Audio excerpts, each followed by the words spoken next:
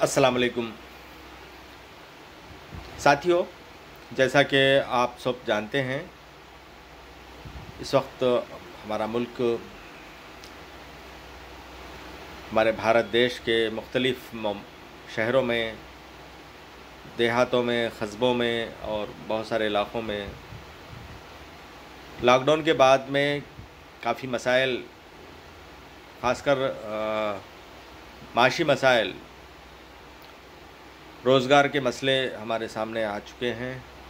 बहुत सारे हमारे असातिज़ा इकराम, बहुत सारे टीचर्स, बहुत सारे जर्नलिस्ट और बहुत सारे पढ़ा लिखा तबक़ा हमारा जो आईटी कंपनीज़ में, इंफॉर्मेशन टेक्नोलॉजीज़ की कंपनीज़ में भी काम करते थे।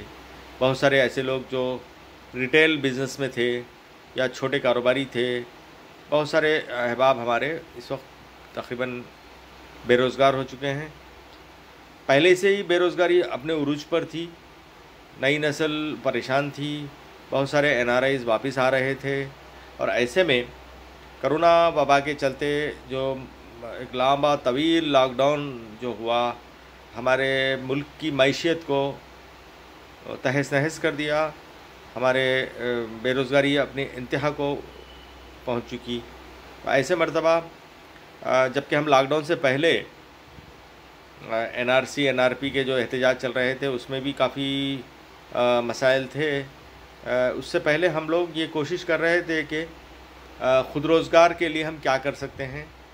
ख़ासकर हमारी नई नस्ल को हम रोज़गार से जोड़ने की जो तहरीक चला रहे थे, उसकी फिर से अहिया की ज़रूरत पड़ी। उस तहरीक को फिर से हम ज़िंदा करने की कोशिश करने की ज़रूरत पड़ रही थी। तो इससे पहले कि मैं ख़ुद कुछ काम शुरू करता, हमारे वो नौजवान साथी और वो ग्रुप्स जो मुख्तलिफ़ इलाक़ों में काम कर रहे थे, हमारी आवाज़ पर, हमारी दावत पर ख़ुद रोज़गार से जोड़ने के लिए, सनतों के क़याम के लिए और तिजारत और बिज़नेस इस्टेब्लिश करने के लिए पहले से जो तैयारियां चल रही थी वो एनआरसी और एनआरपी की एहतजाज की वजह से कुछ दिनों के लिए मअतल हो गई थी। लॉकडाउन के बाद में तो बिल्कुल ही वो ज़मीन दोस्त हो गई थी हमारी कोशिशें। लेकिन लॉकडाउन के खुलने के बाद, यानी कि अनलॉक होने के बाद में लोग समझ रहे थे, समाज समझ रहा था, आवाम समझ रही थी कि हालात नॉर्मल हो जाएंगे, लेकिन हालात बद से बदतर होते जा रहे हैं। तो अब ऐसे मर्तबा बहुत सारे हमारे साथी जो हैदराबाद से ताल्लुक़ रखते हैं, तेलंगाना के अज़ला से ताल्लुक़ रखते हैं, कर्नाटका, महाराष्ट्र, तमिलनाडु, केरल और उत्तर प्रदेश और के इलाक़ों से ताल्लुक़ रखते हैं, आंध्र प्रदेश से ताल्लुक़ रखते हैं, ये लोगों के मुसलसल मुझे कॉल मिल रहे हैं और उन लोगों की ख्वाहिश है कि फिर से हम माशी तौर पर मुनज़्ज़म होने की कोशिश करें। तो साथियों, मैं कोई बड़ी लेक्चरबाजी करने का आदी नहीं हूँ। मैं बहुत ही स्ट्रेट फॉरवर्ड बात करने वाला आदमी हूँ, तकरीबन मेरे साथी जानते हैं, और मैं अमली काम पर यकीन रखता हूँ। तो हम अमली तौर पर क्या ठोस इक़दाम कर सकते हैं, उस पर हम गुफ्तगू करेंगे और उस लाहे अमल तरतीब देंगे और फ़ौरी तौर पर हम उस पर अमल शुरू कर दें। साथियों, जैसा कि हम सब जानते हैं, इस वक्त मैं मुस्लिम कम्युनिटी की बात कर रहा हूँ, यानी कि इस वक्त मुल्क की सबसे बड़ी अक्सरियत, दूसरी बड़ी अक्सरियत कहूँगा मैं इसको, मुसलमान इस वक्त 25 से 30 करोड़ की तादाद में जो आबाद हैं, वो भारत देश की दूसरी बड़ी अक़लियत है, दूसरी बड़ी अक्सरियत है, सॉरी, सेकंड लार्जेस्ट मेजॉरिटी।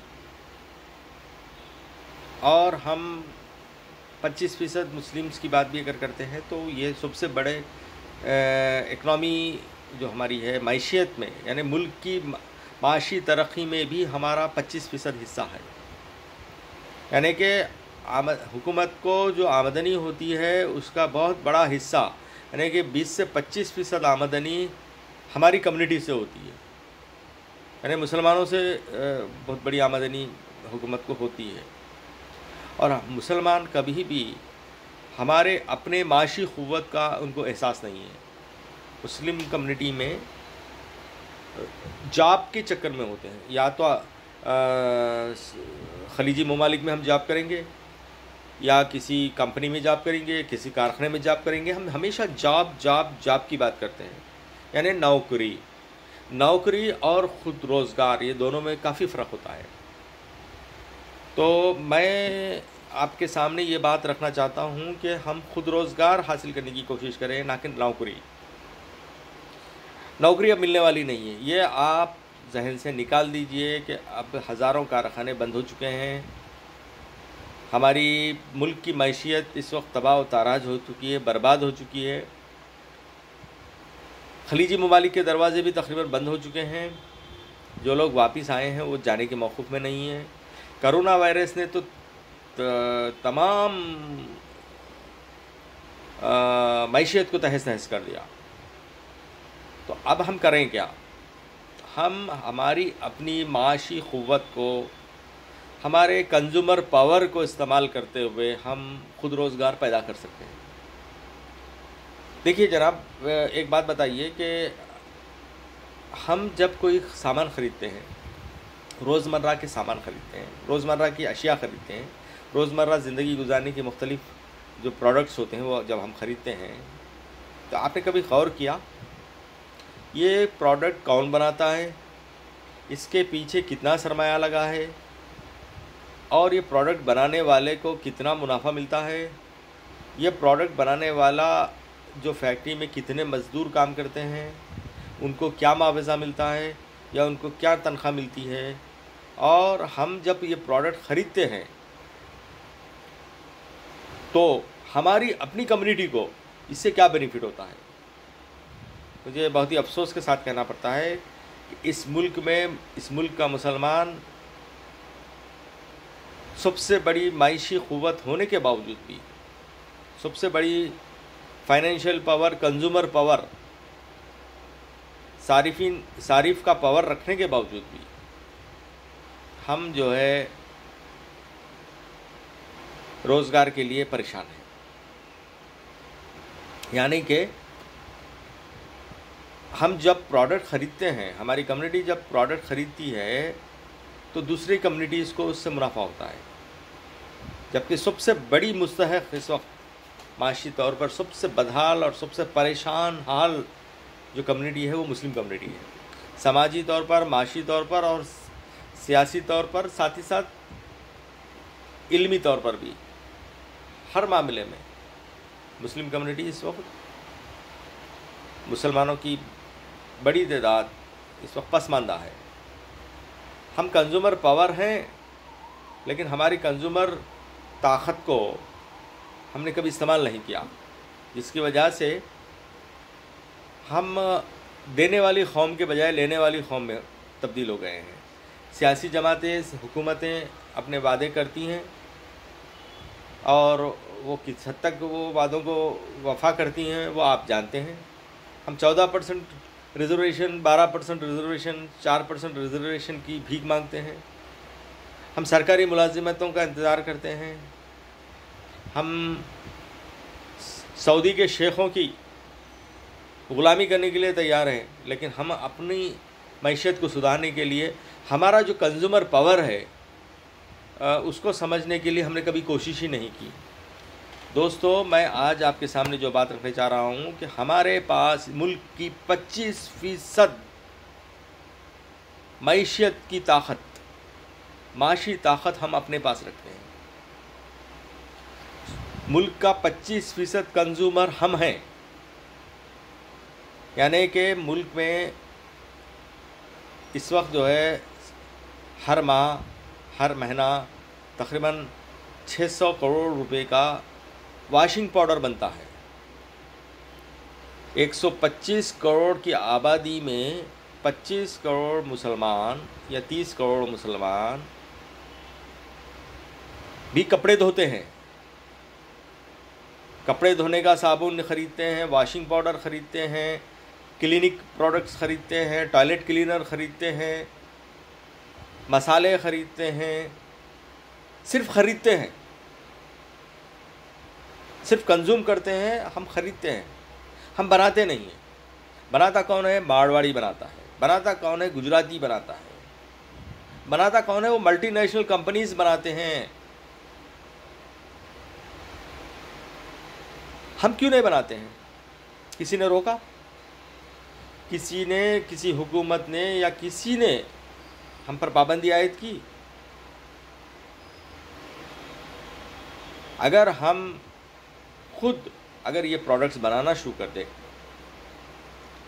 हम खुद हमारे अपने तैयार करदा, हमारी अपनी ज़रूरत की चीज़ें हम किसी दूसरों से ख़रीदने के बजाय, किसी दूसरी मल्टीनेशनल कंपनियों के ब्रांड ख़रीदने के बजाय या किसी दूसरी कम्युनिटी के प्रोडक्ट ख़रीदने के बजाय हम खुद अगर हम अपने प्रोडक्ट्स बनाना शुरू कर दें, तो आप यकीन जानिए कम से कम मुल्क की हमारी जो आबादी का 10% हिस्से को तो हम माशी तौर पर खुशहाल कर सकते हैं। हमारी कम्युनिटी का कम से कम 1.5-2 करोड़ अफराद को हम रास्त तौर पर रोज़गार फराहम कर सकते हैं। अब हमारे पास रहा क्या? बीड़ी फैक्ट्रीज थे, हमारे मुसलमानों के बीड़ी फैक्ट्रीज थे, लाखों लोगों को रोज़गार का ज़रिया हमने दिया। बीड़ी बनाने वाले घरेलू ख़वातीन, कॉटेज इंडस्ट्री के तौर पर, चमड़े के फैक्ट्रीज थे, लाखों लोगों को हमारे कारोबार से रोज़गार हासिल किए। लेकिन हम जो है रिवायती अंदाज में 2-4 कारोबारों को कुछ ख़ानदानों तक महदूद रखा गया। आम मुसलमान, मुल्क का आम मुसलमान मईशत से कटा हुआ है। मुल्क का आम मुसलमान रोज़गार के लिए नौकरी तलाश करता है। रोज़गार में और नौकरी में क्या फ़र्क है, इसको समझना ज़रूरी है। नौकरी होती है, वो सरकारी नौकरी हो या खानगी नौकरी हो, नौकरी होती है। वो आप सऊदी अरबिया में किसी शेख की नौकरी करें या किसी मुल्क में किसी सरकार के तहत, किसी महकमे के तहत नौकरी करें या किसी प्राइवेट कंपनी में जॉब करें, जॉब होता है, रोज़गार नहीं होता है। आपका वक्त, आपकी सलाहियत को कुछ वक्त के लिए इस्तेमाल किया जाता है, उसका हक़ीर सा मुआवज़ा आपको मिलता है। लॉकडाउन के बाद, कोरोना वायरस के बाद ये बेरोज़गारी की इंतहा, बेरोज़गारी अपने उरूज को पहुंच गई है। मुल्क की 14% आबादी पहले से ही बेरोज़गार थी, अब 20% और आबादी में बेरोज़गारों का इजाफा हो गया। तो मैं आपसे दरख्वास्त ये करूँगा कि हम सबसे पहले हम प्रोडक्ट्स बनाएं, हमारे अपने अशिया बनाएं और हम खुद ख़रीदें। जो चीज़ें हम फौरी तौर पर बना सकते हैं, बहुत ही कम सरमाए से हम अपने प्रोडक्शन स्टार्ट कर सकते हैं, बहुत ही कम सरमाए से हम अपनी तिजारत शुरू कर सकते हैं, बहुत ही कम सरमाए से हम अपने छोटे छोटे घरेलू कारखाने लगा सकते हैं। वो प्रोडक्ट्स और वो प्रोजेक्ट्स क्या हैं, उस पर मैं 2 मिनट आपसे लूँगा। सबसे पहले हम क्लिनिक प्रोडक्ट्स के फैक्ट्रीज़ लगाएं। क्लिनिक प्रोडक्ट क्या होता है? टॉयलेट बाथरूम, यानी कि हमाम, बाथरूम, आपका वाशरूम, आपका किचन, सफाई करने के प्रोडक्ट्स, जैसे टॉयलेट क्लीनर, हार्पिक आपने नाम सुना होगा, हार्पिक होता है आपके टॉयलेट, आपका जो क्या कहते हैं उसको, गंदगी जहाँ आप फुजला करते हैं उसकी सफाई, यानी कि उसकी जो वो हिस्से को साफ़ करने के लिए हर घर में इस्तेमाल होता है। पहले फ़िनाइल इस्तेमाल होता था, आजकल टॉयलेट क्लीनर इस्तेमाल हो रहा है। ऐसे ही आप फ्लोर क्लीनर हैं, ऐसे ही आप वॉशिंग पाउडर है, वॉशिंग लिक्विड है, ऐसे ही आप जो है इसमें हम ये बोल सकते हैं कि हैंड वॉश है। आजकल सैनिटाइजेशन का काम, जो होम सैनिटाइजेशन का काम हो रहा है, तो आपको सैनिटाइज प्रोडक्ट्स हैं, ब्यूटी प्रोडक्ट्स हैं। उससे हट के मसाले हैं, घरेलू मसाले हमारे पास में, बिरयानी के मसाले हैं, खुरमे के मसाले हैं, चिकन मटन के मसाले हैं, वेज और नॉन वेज मसाले हैं। मसालों की लंबी तादाद है। अचार है, हम अचार बनाते हैं, लोग शौक़ से खाते हैं, एक्सपोर्ट भी होता है। और इस तरह के बहुत सारे प्रोडक्ट्स हैं। आप किसी किराना स्टोर चले जाइए, आप वहाँ आप खुद सोचिए कि सुबह से शाम तक आप क्या क्या चीज़ें खरीदते हैं। जो चीज़ें आप खरीदते हैं आपकी अपनी बनाई हुई उसमें कितनी चीज़ें हैं। सुबह 7 बजे से रात 11 बजे तक आप किराना स्टोर से, सुपरमार्केट से, किसी शॉपिंग मॉल से जो सामान खरीदते हैं, इन सामान में से आप क्या आपकी अपनी बनी हुई, आपकी अपनी कम्युनिटी की बनी हुई क्या सामान है, आप खुद क्या बनाते हैं।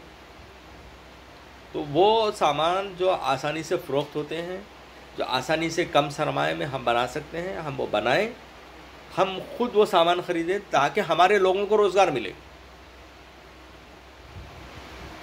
रोज़गार मिले, ना कि नौकरी। मिसाल की दो मिसालें आपके दूंगा। हार्पिक या फिर लक्स साबुन की बात करूँगा। लक्स साबुन आप जानते हैं, एक साबुन है LUX। टेलीविज़न चैनल्स पर दुनिया भर के इश्तिहार आते हैं। वो साबुन की असल कीमत फ़रोख्त है MRP, मैक्सिमम रिटेल प्राइस है उसका, तकरीबन आपको 30 रुपये का है, जबकि उसका कास्ट ऑफ मैन्युफैक्चरिंग यानी कि उसकी तैयार करने की लागत 5 रुपये से 8 रुपये तक है। यानी कि उसको जो तैयार करता है, जिस फैक्ट्री में वो तैयार होती है, तो कास्ट ऑफ प्रोडक्शन जो होता है, मैंने labour charges, electricity, raw material, machinery का इस्तेमाल, तमाम चीज़ें होने के बाद वो साबुन की जब शक्ल इख्तियार करता है तो उसकी कास्ट जो आती है वो 5 रुपये से 8 रुपये होती है, जबकि वो मार्केट में फ़रोख्त होता है 25 रुपये से 30 रुपये। यानी कि 100% बल्कि 200% प्रॉफिट के साथ में वो फ़रोख्त होता है, और हम शौक़ से ख़रीदते हैं। मजबूरी है, हमारा कोई साबुन तो है नहीं, साबुन तो ख़रीदना ही है। बग़ैर साबुन से हम पानी नहीं नहा सकते, हम मुंह नहीं धो सकते, हम सफाई नहीं कर सकते। जिस्म की सफाई करने के लिए, कपड़ों की सफाई करने के लिए हमको साबुन की ज़रूरत पड़ती है। और वो साबुन कौन बनाता है? 25 करोड़ मुसलमान 25 करोड़ साबुन कम से कम हर हफ्ता इस्तेमाल करते हैं। अगर हफ्ते में एक साबुन भी ख़रीदता है तो 25 करोड़ आबादी 25 करोड़ साबुन ख़रीदती है हर हफ्ता। यानी कि 100 करोड़ साबुन हर महीना फ़रोख्त होता है। यानी 1 करोड़ साबुन हमारी कम्युनिटी ख़रीदती है। 1 करोड़ साबुन का मतलब हुआ 10 करोड़ रुपए की रास्त आमदनी। 10 करोड़ रुपए की हर हफ्ता रास्त आमदनी कम्युनिटी को मिल सकती है। तो मैं ये बोलना चाहता हूँ कि हम ये प्रोडक्ट बनाएं, और इसको बनाने के लिए कोई करोड़ों रुपए की फैक्ट्री लगाने की ज़रूरत नहीं है। लाखों रुपए लगाकर कोई बड़े बड़े कारखाने डालने की हमको ज़रूरत नहीं है। हम माइक्रो स्मॉल स्केल पर कॉटेज इंडस्ट्री बना सकते हैं। 25,000, 50,000, 1 लाख रुपए में हमारी फैक्ट्री प्रोडक्शन यूनिट बन जाता है। आप आगे आइए, छोटे शहरों में, बड़े शहरों में, अपने महल्ले में, अपने घरों में, अपने ख़ानदानों में ये कारखानों को लगाइए। पहले हम मुनज़्ज़म हो जाएं। सबसे पहला काम ये है कि हम एज ए कंज्यूमर मुनज़्ज़म तहरीक की ज़रूरत है। पहले हम एक मेंबरशिप ड्राइव चलाएं, अरकान रुकनियत साजी कर लें और लोगों को जमा करें, और उनकी जहन साजी करें कि भाई हम ये प्रोडक्ट बनाकर हम अपनी मैशियत को सुधारने के लिए ये कारखाना लगाए हैं, आप हमारे प्रोडक्ट ख़रीदिए। 10,000 रुपये की शॉपिंग करने वाला 2,000 रुपये की शॉपिंग आपके कारखाने से भी कर लेगा। लिहाजा मैं जो बिज़नेस प्लान आपके सामने रखने जा रहा हूँ, तहरीक माशी आज़ादी, economic freedom movement, social business club या टीम NGOs का जो भी कॉन्सेप्ट है हमारा खुद रोज़गार प्रोग्राम्स का, ये तमाम चीज़ों को आप संजीदगी से लेते हुए सबसे पहले ये अहद कीजिए कि हम दूसरों के लिए अब तक रोज़गार का ज़रिया बने रहे। हम दूसरे कौमों के लिए, दूसरे समाज के दूसरे लोगों के लिए मल्टीनेशनल कंपनियों की आमदनी का ज़रिया हम बनते रहे। आज हमको रोज़गार की ज़रूरत है। आज हमारी कम्युनिटी भटक रही है, माशी तौर पर पसमानदगी की इंतहा को पहुंच चुकी है। खुदकुशी के केसेस बढ़ रहे हैं, नफ्सियाती केसेस बढ़ रहे हैं, फाखा कशी की नौबत आ गई है। वक्ती तौर पे आप लॉकडाउन में जो है कुछ लोगों को खाना ज़रूर खिलाए होंगे, उससे मसला हल नहीं होता, बल्कि हम अपने पैरों पर रास्त तौर पर ठहरना ज़रूरी है। डायरेक्ट हम अपने पैरों पर ठहरें और हम अपनी मैशियत को सुधारने की कोशिश करें। अब हम इस्तेमाल होना छोड़ दें, उल्टे सीधे नारे लगाते हुए वक्त ज़ाय करना, दूसरों को हम अपने माशी और समाजी मसाइल का ज़िम्मेदार ठहराते हुए हम फ़िलवक्त सियासत तर्क कर दें। मेरा ज़ाती मशवरा है हमारे बरदरान हमारे तमाम मुस्लिम भाइयों से, आप सियासत तर्क कर दें। पहली काम सियासत तर्क कर दें, मैशियत को मजबूत करें। माशी तौर पर हम पैरों पर जब ठहर जाएंगे तो ये सियासी बाजीगर, ये सियासी जमातें, ये हुकूमतें, जो आदमी माशी तौर पर मुस्तहकम है उसके सामने ये हाथ बनकर ठहरता है। आज गुजरातीज़, आज मारवाड़ीज़, आज आलमी सतह पर यहूदी जो कम्युनिटीज़ हैं वो मैशियत को अपने कंट्रोल किए हुए हैं। हम अपनी माशी क़ुव्वत को मुनज़्ज़म करें।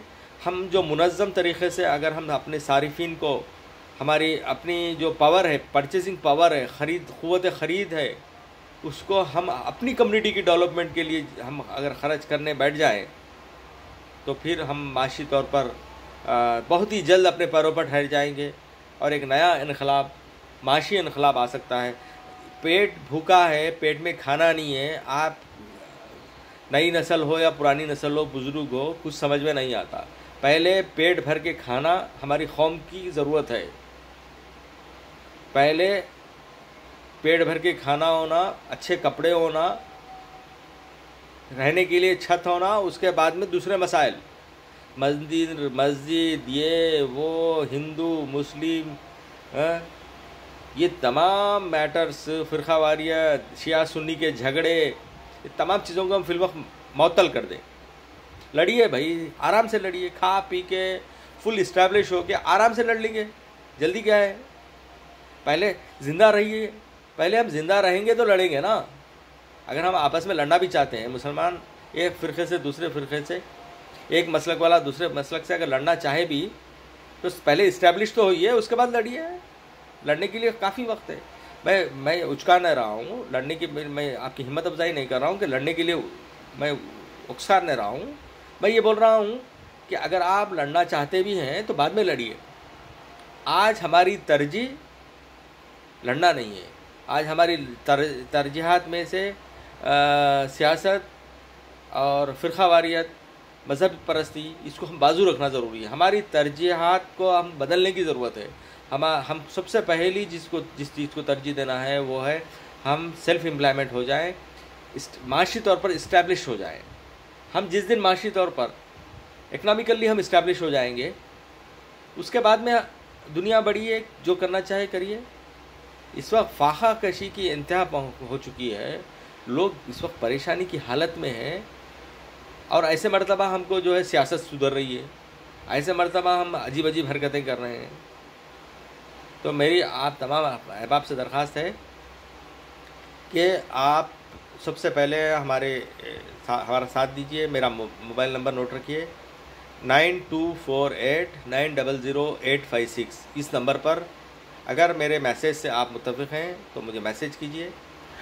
आप अपने महल्ले में, अपने गांव में, अपने मंडल में, अपने डिस्ट्रिक्ट हेडक्वार्टर पर या आप जहां रहते हैं, आप कुछ लोगों को जमा कीजिए। ज़्यादा नहीं, 5,000 रुपये, 2,000 रुपये, 5,000 रुपये या 10,000 रुपये आपस में कंट्रीब्यूशन कर लीजिए। एक सेल्फ हेल्प ग्रुप बना लीजिए। एक 50,000 से 1,00,000 रुपये जमा कर लीजिए। मैं आपको यहाँ से फार्मूला भेजाऊँगा, रॉ मटेरियल कहाँ मिलता है वो भेजाऊँगा, तमाम सहूलतें आपको फ़राहम करूँगा, तमाम फैसिलिटीज़ फ़राहम करूँगा और लीगल उसका जो सेटअप होता है वो करके दूँगा। आपको ब्रांड बना के दूँगा, आपकी पैकेजिंग मटेरियल प्रोवाइड करूँगा।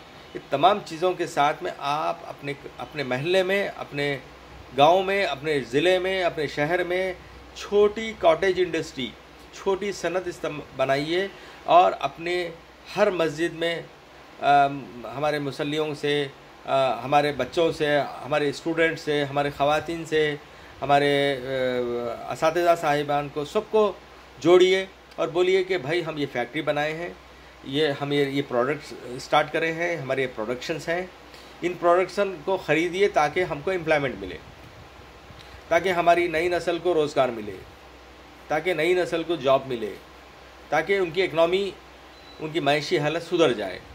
तो बहरहाल मैं आपसे दरख्वास्त करता हूँ कि आप साथ दीजिए, खुदारा समझिए बात को।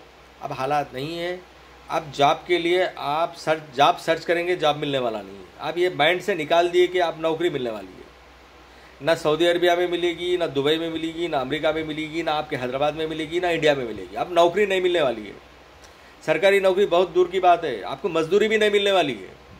आने वाले दिनों में कोई नौकरी मिलने वाली नहीं है, ये दिमाग से निकाल दीजिए।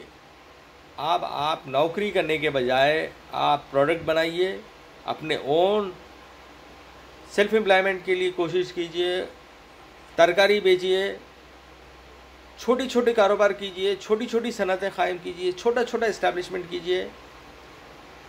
आपके छोटा इस्टेब्लिशमेंट कर की बड़ी फैक्ट्री भी हो सकती है। शुक्रिया जनाब, बहुत बहुत शुक्रिया आप लोगों का। मैं उम्मीद करता हूं कि आप लोग जल्द से जल्द अपने इलाक़ों में खुद रोज़गार स्कीमात को लागू करने के लिए काम करना शुरू करेंगे और खुद रोज़गार के ज़रिए हमारी अपनी कम्युनिटी को डेवलप करने की कोशिश करेंगे। मासूम बच्चों में जो बेरोज़गारी बढ़ रही है, हमारी अपनी औलाद पर, हमारी अपनी नस्ल पर रहम करिए और इनको रोज़गार फराहम करने के लिए मदद कीजिए। उम्मीद है आप मेरी इस अपील पर लब्बैक कहेंगे। मेरा मोबाइल नंबर 9248900856, इस नंबर पर मैसेज कीजिए और जल्द से जल्द अपने मकामात पर, अपने इलाक़ों पर कॉटेज इंडस्ट्री शुरू कीजिए। मैं हर तरह की मदद करने के लिए तैयार हूँ। शुक्रिया जनाब, बहुत बहुत शुक्रिया। अस्सलाम वालेकुम व रहमतुल्लाहि व बरकातुहू।